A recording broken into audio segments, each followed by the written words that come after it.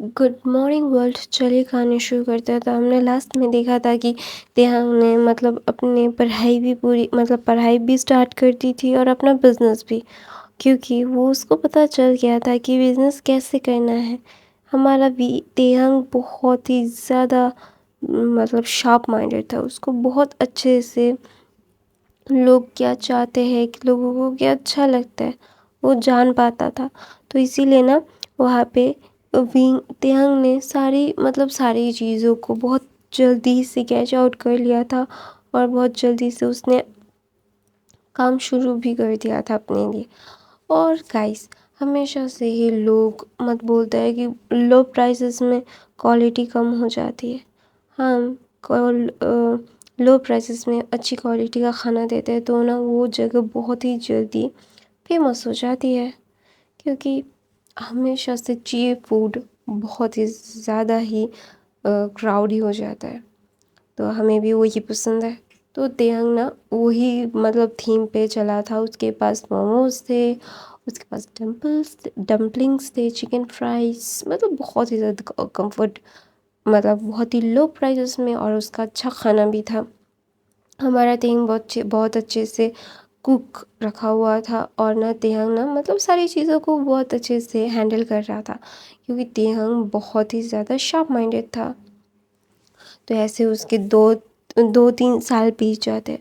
तो 2-3 साल बीतने के बाद फिर जोंगकुक को पता चलता है तेहंग का करंट एड्रेस, क्योंकि जोंगकुक को ये ज़रूर पता था कि तेहंग लंदन में रहता है, लेकिन लंदन में कौन सी स्ट्रीट पे रहता है, कौन से रोड पे रहता है, ये नहीं पता। लंदन बहुत बड़ा शहर है, वहाँ के जाके किसी को ढूंढना इतना आसान नहीं होता।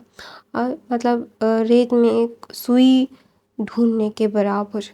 तो ऑब्वियसली वो इतना ज़्यादा ही गधा नहीं है, वो एक अच्छा सा बिजनेसमैन है, और उसे पता है कि क्या करना है और क्या कहाँ पे क्या करना चाहिए, कहाँ से दिल से सोचना चाहिए, कहाँ पे और कहाँ पे दिमाग से। तो पहले तो उसका दिमाग ही काम करता था, दिल तो कोई काम का ही नहीं था, लेकिन अभी वो दिल से भी सोच लेता है हमारा जोंगकुक। तो ना ऐसे ही वो ना फिर उसका जब वो डिटेक्टिव थे का एड्रेस देता है, तो ना जोंगकुक ने तुरंत ही अपनी फ़्लाइट बुक कर ली थी। तो वहाँ पे ना जो मतलब जोंगकुक की मॉम, जिनको पता चल गया था कि जोंगकुक को तेयंग की लोकेशन मिल चुकी है, तो ना वो ना जोंगकुक को मिलने के लिए आई थी और बोलना चाहती थी कि जोंगकुक, तेयंग को अभी कोई परेशानी मत खड़ी करो तेयंग के लिए। तेयंग अभी वो अच्छे से अपनी ज़िंदगी जी रहा है और उसे कोई परेशानी नहीं हो रही।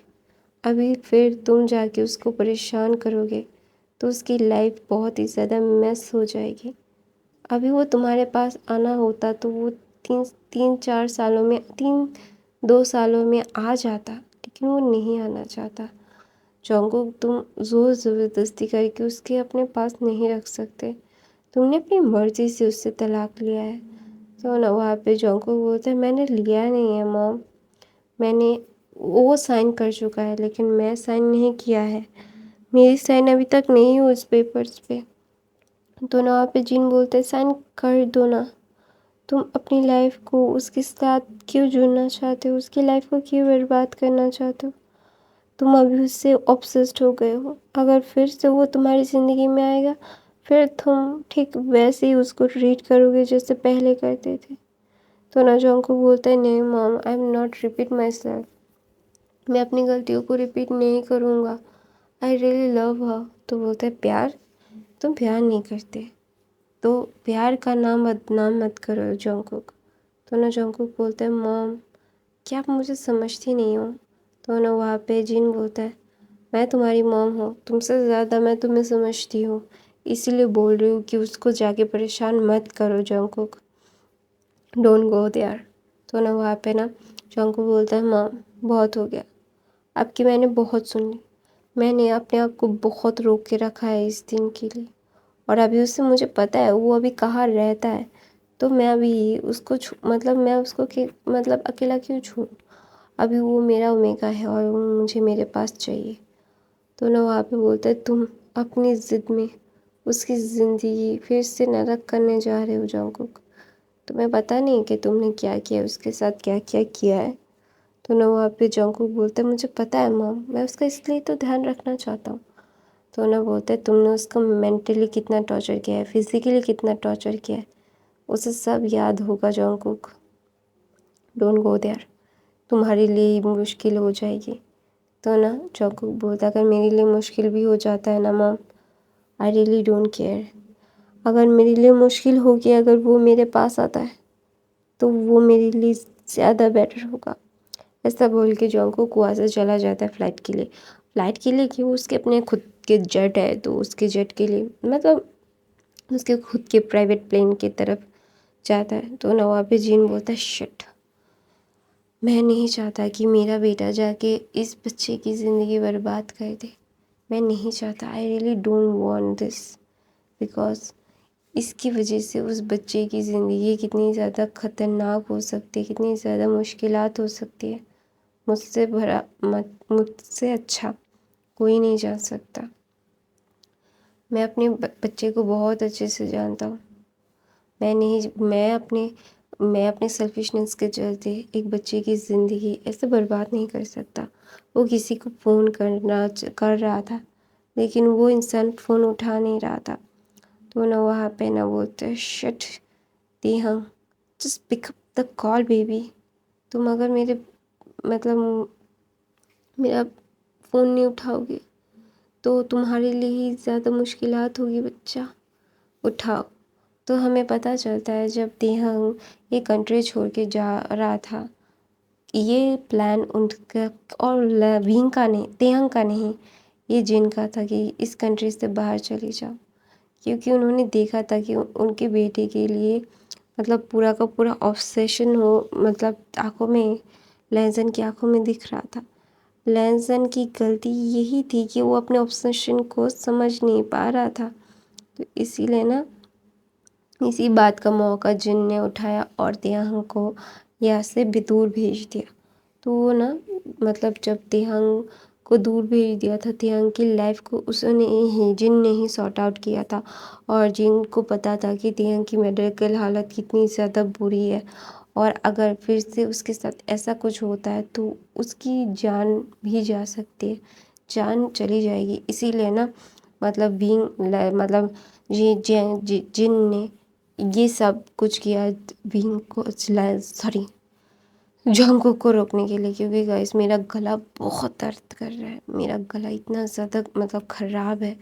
मेरी सारी रिकॉर्डिंग आप लोग सुनोगे तो ऐसा ही आएगा कि मैं अटक अटक के या फिर मैं कुछ भूल के बात कर रही हूँ। मेरी तबीयत बहुत ख़राब है, तो सॉरी।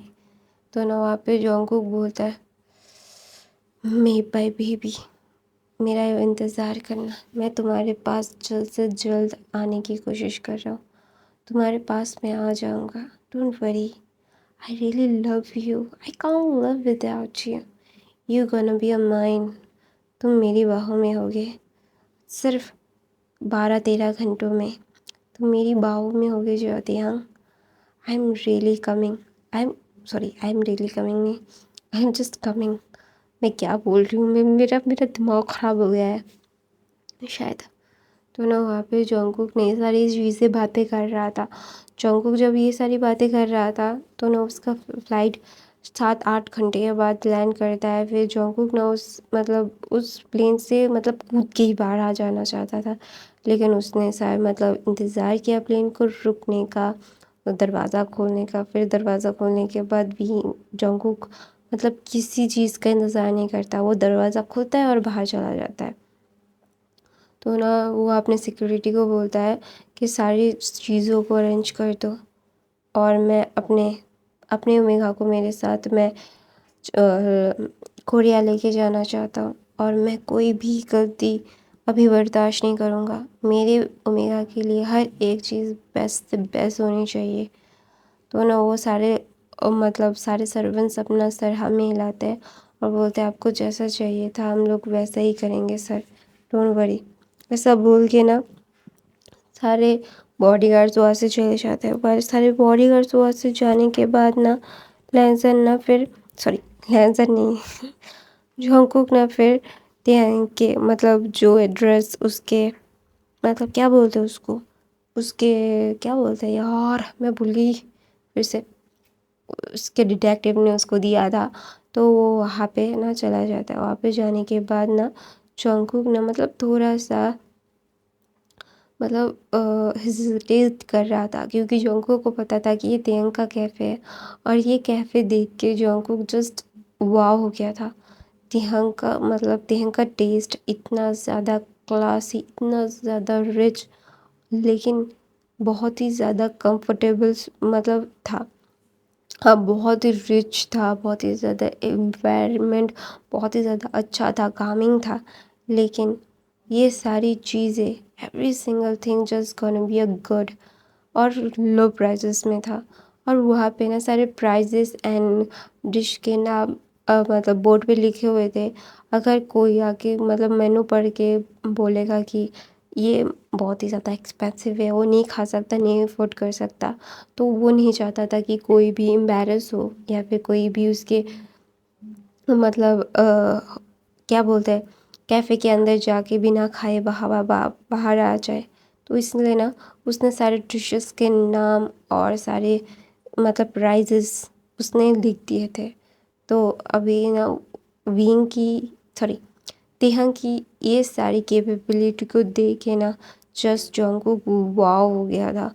उसको समझ नहीं आ रहा था कि अभी वो क्या करे, क्योंकि उसकी इतनी बड़ी मतलब इतनी बड़ी सोच थी ना तेहंग की सोच बहुत ही ज़्यादा हटके थी। वो बहुत ही ज़्यादा चूज़ी था।